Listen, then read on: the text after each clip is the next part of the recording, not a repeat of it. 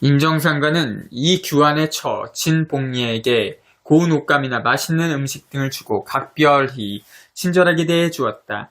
이에 어른을 모시고 있는 여진이 백복덩이 별칭는 심히 불만스럽게 여겼다. 여진이는 곁에서 고생을 하는데도 인정상간이 단 한 번도 그렇게 마음 써준 적이 없었기 때문이다. 진복리에는 어른을 가까이 모시고 살면서 가르침을 받고자 하여 어느 날 어른께 품고하였다. 용화동으로 이사 오겠습니다. 그런 진복리에게 인정상간이 뜻밖의 질문을 하였다. 운용화동, 아랫용화동. 진복리는 어른의 묻는 말씀을 알아들을 수가 없었다. 용화동은 본시부터 금산리에 속하는 하나의 작은 자연 부락으로 두 개의 부락으로 나누어져 있지 않았다. 따라서 용화동을 둘러 나누어 말하는 사람은 없었다. 하여 그는 남편 이규환에게 어른께서 하신 말씀의 뜻을 물어보았으나 이규환 역시 도저히 짐작할 수도 없다고 하였다. 그런데 몇 달 후에 진복리는 젊은 나이로 세상을 떠나고 말았다. 이때에 이르러서야 이규환은 어른의 말씀을 깨닫게 되었다. 즉 운용화동은 영혼의 세계인 하늘을 뜻했고 아랫용화동은 육체가 묻힐 땅속을 뜻한 것으로 이해할 수가 있었기 때문이다. 본주님이 자신에게는 마음 써주지 않는다고 불만을 가지던 여진이는 그렇게 진복리가 세상을 떠나자 본주님이 진복리를 더 배려한 뜻을 알고 크게 뉘우쳤다. 본주님이 정좌하고 있으면 그 눈빛이 형형했고 머리 주위에는 오색 찬란한 기운이 발산됐다. 그리고 어떤 때는 7 청년이 시위하고 있는 모습이 완연하게 보였다. 대개 그런 때에는 촛불 하나 켜져 있지 않았는데도 방안이 휘황찬란했고 기이한 향내가 진동하였다. 하지만 그러한 현상을 아무나 볼 수 있는 것은 아니었다. 본주님의 문화에 들어 상당한 기간 동안 성심으로 수련한 연후라야 가능한 일이었다.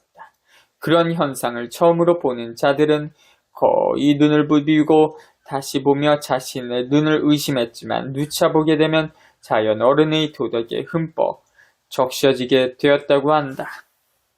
김순덕의 증언. 본주님이 이규환에게 명하여 병품을 가져오라 하였다. 하지만 당시에 본주님 댁엔 병품이 없었다. 본주님은 전부터 생활에 별로 필요치 않은 것은 일체 집에 들여놓지 않았기 때문이다.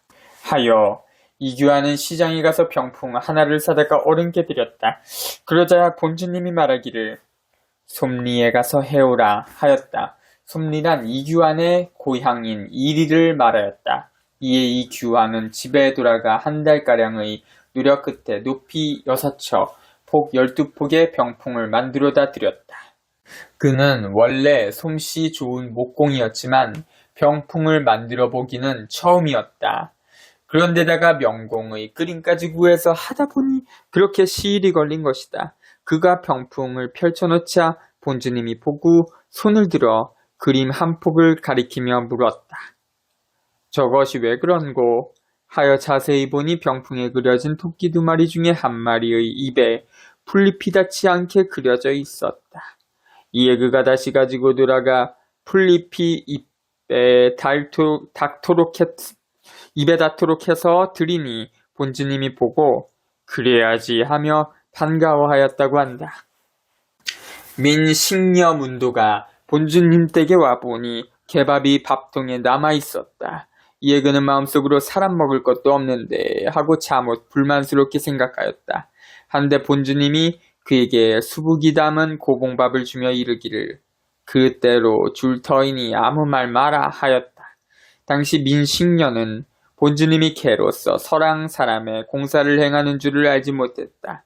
더욱이 서양 사람들은 먹을 것이 풍족하여 남아 돌아가고 있다는 사실을 알 리가 없었다.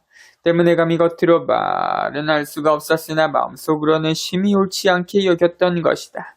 본주님은 그런 민식녀의 심중을 미리 알고서 그릇대로 줄 터이니 아무 말 말하고 일렀다. 본주님이 해온 공사의 흐름을 생각해보면 이는 장차 우리 사람들도 넉넉히 먹을 수 있게 해주겠다는 말씀이었다. 하지만 그가 어찌 어른의 그 큰 공사를 조금이라도 이해할 수가 있었겠는가 하여 민식녀는 그 말을 다만 너에게도 기량에 맞는 복록을 줄 터이니 불평하지 말라는 뜻으로만 짐작하였다. 우리는 예로부터 사람과 짐승을 엄격히 구별하였다. 때문에 사람이 먹을 수 있는 것을 개나 돼지 등의 짐승에게 먹이면서 거미약히 절제할 줄을 모르고 인근에 굶주리는 사람이 있으면 극렬한 지탄을 받아왔다. 만일 윗자리에 있는 사람이 그와 같이 처신하게 되면 짐승에게 사람을 먹여서 기른다는 비난을 면치 못했다. 그러나 인정상간의 경우를 그와 같은 경우에 비길 수는 없다. 인정상간은 개를 짐승으로 대하지 않고 손님으로 대하였다. 즉 서양 사람들의 조상으로 예우한 것이다. 그렇기 때문에 추종자들에게도 방우대하기를 큰 손님 대하듯이 하라고 가르쳤던 것이다. 김순덕이 본주님께 물었다. 인정상가님 생신이 언제입니까? 이에 인정상간이 말하였다. 생일 잘 세워줄래? 8월이다. 너는 언젠고? 3월입니다. 3월도 좋은 때고 8월도 좋은 때라. 이에 김순덕이 다시 물었다. 8월 며칠입니까? 하루부터 금은까지 세워주면 그 가운데 있지 않겠나. 대저 인정상간의 생일은 3월 19일로 전해지고 있다. 이는 배진사의 막내딸 배분성 여인이 인정상간의 모친 리씨로부터 들은 사실이기도 한다. 그런데 인정상간은 스스로 8월이라 했으니 실로 이해할 수 없는 일이다. 감히 질정할 수는 없으나 아마도 그분이 7살 때 그 백이라는 기이한 짐승의 허물을 벗고 완연한 인간으로 탈퇴한 때가 바로 8월이 아닌가 한다. 그러기에 김순덕의 생일을 묻고 3월도 좋고 8월도 좋은 때라 하지 않았겠는가. 즉 김순덕이 생일의 호시절을 말하면서 자신의 원래 생일이 3월이었음을 밝힌 것이다. 하면서도 인간으로 탈퇴한 나름 밝히지 않고 그저 농담처럼 하루부터 금은까지 세워주면 그 가운데 있지 않겠나 하고 말한 것이다. 전주 경찰국에서 찾아온 경관 3사람이 본주님을 뵙고 물었다. 우린 무엇을 하면 잘 살겠습니까? 그러자 본주님이 말하였다. 땅벌이를 해. 농사를 지으라는 말씀이었다 하여 그 중 한 사람이 말하였다. 우리는 경찰관이라 농사에는 경험도 없으니 장사나 하면 어떻겠습니까? 그러자 본주님이 말하였다. 장사도 땅벌이 장사해야 해. 당시 그들은 경찰이라는 직책에 상당한 회의를 느끼고 인정상간을 찾았던 것으로 짐작된다. 그런 그들에게 인정상간은 가장 정직하게 살아갈 수 있는 방법이 바로 농사를 짓거나 농산물을 취급하는 장사라고 이르신 것이리라. 예로부터 무성자들이 다 하늘을 공경한 데 비하여 인정상간은 늘 하늘에 먼저 땅을 공경하였다. 때문에 그는 땅 하늘이라 하였고 추종자들에게도 땅 하늘이 더 무섭다고 가르쳤다. 아마도 그의 리상은 만물이 모두 땅을 의지해야만이 살아갈 수 있기 때문에 하늘에 앞서 땅을 더 중하게 여긴 것이리라. 그랬기에 그는 누구라도 땅을 함부로 대하면 나무랐다. 혹 그가 보는 앞에서 뜨거운 불덩이를 갑작스레 땅에 놓는다거나 땅이 울리게끔 무거운 것을 쿵 하고 놓으면 그는 발연히 놓아여 땅님이 놀래지 않겠느냐 하고 꾸중하였다고 한다. 여기서 잠시 독자들은 지금 사람들이 땅을 함부로 대하고 극약한 독약을 뿌려가며 자연의 생태계를 괴멸시켜가는 작태를 한번 생각해 보시라. 또한 그러한 독극물을 땅에 뿌리도록 권장하는 기관이나 선전하는 언론 매체들의 한심한 꼴을 보시라. 그리고 스스로 인정상간의 도덕에 비기어 얼마나 부끄러운가를 단 한 번이라도 생각해 보시라. 대저 땅이란 우리만 살고 말 땅이 아니다. 우리의 자자손손 대대로 유구시 살아가야 할 땅이다. 우리는 우리 조상으로부터 세상에서 가장 복된 땅을 물려받았다. 때문에 우리는 전국 어디를 가든지 흘러가는 물을 마음 놓고 마실 수가 있었다. 중국이 그처럼 땅이 넓다고 하지만 예로부터 흐르는 물을 마음 놓고 마실 수 있는 곳은 오직 산동의 제남 땅뿐이었다. 우리는 이처럼 좋은 땅을 조상으로부터 물려받았음에도 지금 우리 스스로가 이 땅을 망쳐가고 있는 것이다. 뜨거운 것을 땅에 함부로 버리지 않았던 일은 인정상관뿐만이 아니라 우리 할머니들이 거의 다 불문율로 지켜온 풍속이다. 비록 시궁창에 버릴지라도 뜨거운 물은 반드시 식혀서 버렸고 천천히 흘려보냈다. 갑작스레 버리게 되면 그 속에 살고 있는 지렁이나 땅강아지 같은 생물이 다 죽게 되는 것을 염려했기 때문이다. 하지만 땅을 가장 위대한 생명체로 여기어 지극히 공경한 데서는 이제까지 어느 누구도 가히 인정상관에 미치지 못했을 것이다. 심한 가뭄이 들었다. 자고로 전쟁이 일어나면 반드시 흉년과 질병이 겹치게 되어 사람이 더 많이 상하였다. 이는 아마도 천지의 기운이 서로 화합치 못하는 데서 일어나는 현상이리라. 대저 가뭄이란 하늘의 기운이 하강함을 땅이 응해주지 않거나 땅의 기운이 상승함을 하늘이 응해주지 않는 데서 일어나는 것이다. 옛말에 이르기를 땅이 하늘의 명을 따르지 않을 때 하늘에는 해미끼, 북새가 일고 하늘이 땅의 바람, 원을 물리칠 때 땅에는 안개가 일어나는 법이라 하였다. 그러므로 해미끼와 안개는 다 천지의 정기라 이룰 수 없는 것이다. 사람과 만물이 다 고달파지는 장기에 해당하는 것이다. 그래도 아침 동쪽 하늘에 북새가 일어나면 사흘 안에 반드시 비가 오게 되는데 사람들은 이를 가리켜 흔히 말하기를 하늘의 노함을 땅이 거절하지 못하는 현상이라고 한다. 즉 절대적 권능을 행하는 하늘의 명을 땅이 따르지 않을 수 없다는 것이다. 그러나 안개는 쉽게 비를 가져오지 못한다. 땅이 임의로 위에 있는 하늘과 교감을 할 수가 없기 때문이다. 그래서 홀로 불평을 토해낸다는 것이다. 인정상관은 천지의 그러한 변화에 엄연한 듯하였다. 결코 근심하거나 원망하는 빛이 없었다. 그러다가도 비가 오기 하루 전날에는 반드시 집 안팎을 깨끗이 청소하였고 하수 또랑을 말끔히 치웠다. 인하여 그를 가까이 모시는 추종자들이 자연히 그 거동만 보고서도 기상의 변화를 알 수가 있었다. 어느 날 김순덕이 가뭄에 시달리는 채소밭에 물을 주려고 하자 본주님이 말하였다. 줄라거든 감나무에 주라. 한데 그 감나무는 수령을 가히 알 수 없는 고목인데다 2년째 잎이 피지 않아서 누가 봐도 죽은 나무임을 알 수 있었다 하여 김순덕이 말하였다. 그건 죽은 것이옵니다. 죽었다 하지 마라. 이에 김순덕이 별 수 없이 명에 따라 물을 한 동이 길어다 죽은 감나무에 부어줬다. 그러한 일이 있었을 뿐인데 이듬해부터 잎이 피어났고 감이 열렸다. 40여 년이 지난 지금까지도 동네 사람들이 가을이면 이 감을 따먹고 있다.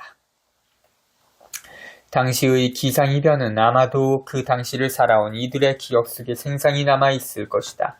여름에는 거의가 눈에 모를 심지 못해 매미를 갈아야 했고 겨울에는 심한 복설로 인해 곳곳에 집들이 무너졌다.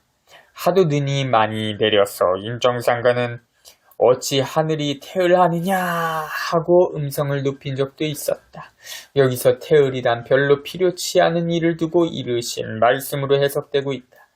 왜냐하면 인정상관은 예전에 보천교인들이 태을주를 읽는 것을 심히 옳지 않게 여겼기 때문이다. 또한 자신을 따르는 추종자들이 태을주를 외우면 태을하면 도통지느냐 하고 나무라고 측근에게 태을하는 사람 없게 해라 하고 명한 일이 있었기 때문이다. 본주님이 여문도들에게 말하였다. 둔정 상장군더러 고구마 캐라고 해라. 이에 여문도들이 물었다. 둔정이 누구입니까? 이제까지 둔정도 모르나? 김원고이. 김원고는 본시 장사인데다 대식가였다. 생활이 궁핍하여 항상 줄임배를 채우지 못해 고생하였다. 한데 인정상관이 예전에 그에게 둔정이라는 벼를 내리고 배가 고파도 참아 하고 이른 후로부터는 굶어도 별로 배고픈 줄을 모르고 지낼 수가 있었다. 이나여 그는 난세 좌우 어디에도 가담하지 않고 오로지 구도의 길을 걸어갈 수가 있었다. 무릇 둔정이라는 말은 전기가 흩어지지 않고 머물러 있다는 뜻이다. 고구마 역시 땅속에서 뿌리의 전기를 모아 커진 것이다. 이로 미루어 인정상가는 김원곤으로 하여금 그러한 둔정 식물을 캐내게 함으로써 그의 도심을 더욱 깊게 한 것으로 짐작된다. 인정상관은 매년 추수가 끝날 즈음이면 우리의 원시조상께 제를 드렸다. 그는 제를 드리기 전에 제수를 마련하기 위해 추정자 몇 사람을 택하여 반주라는 명목으로 돈을 거두는 일도 있었다. 이해 가을에는 인정상관이 조명덕 문도에게 경상도 상관진인 몇 명을 지정해주고 반주를 받아오라는 명을 내렸다. 상관진이란 당시 인정상관을 따르는 이들을 통칭하는 말이었다. 하여 조명덕이 경상도에 갔으나 거기에도 흉년이 들어 반주를 받지 못하고 빈손으로 돌아왔다. 그가 어른께 사정을 말하자 어른이 노한 음성으로 말하였다. 반주 내고 살라나 안 내고 죽을라나 물어봐라. 이는 실로 무서운 말씀이었다. 평소 돈을 대해 전혀 관심을 보이지 않던 어른의 말씀이었기 때문이다. 흉년이 들었다 해도 그 상관진들은 다 약간의 반주를 낼 수 있는 사람들이었다. 아마도 그들은 흉년을 기회로 살림을 늘려보고자 했던 모양이다. 흉년에는 적은 양의 곡식으로도 고리에 빗놀이를 할 수 있었다. 그래서 그들도 흉년을 핑계로 반주를 내지 않으려 한 것일 게다. 대저 반주란 성악이나 기악의 주주부를 쫓아 다른 악기로서 그 음악을 돕는 주악을 이루는 말이다. 그리고 그 주악은 음률이 서로 맞아야 화음을 이루어 묘한 음악이 된다. 만일 화음을 이루지 못하면 그 음악은 깨어지고 마는 것이다. 인정상관이 우리의 원지 조상께 제를 드리기 위해 제수 비용을 내라면서 반주라고 한 것은 다 같이 일심으로 우리 태초의 조상신을 받들자는 뜻에서였다. 즉 주악의 화음을 이루어 연주하듯이 후손된 도리를 어울려 다하자는 것이었다. 그러므로 그 반주는 많고 적음을 따질 수 없는 것이요 형편에 따라 성의껏만 내면 되는 것이다. 한데도 그 상관진들이 반주를 내지 않은 것을 보면 그들은 아마도 어른의 깊은 뜻을 온전히 이해하지 못했으며 틀림없다. 그런 사람은 조상에 대한 도리를 다하지 않고 사사로운 이익을 먼저 내세우며 불민한 후회로 살아도 부끄러운 줄조차 모르는 법이다. 사람이 그 꼴이 되면 어찌 산다 하여 사는 것이겠는가. 살아도 죽은 목숨이나 다름이 없다. 때문에 인정상관은 노하여 반주 내고 살라나 안 내고 죽을라나 물어봐라는 말씀까지 한 것이다. 실로 무서운 질책이 아닐 수 없다. 김순미의 문도가 본주님께 말하였다.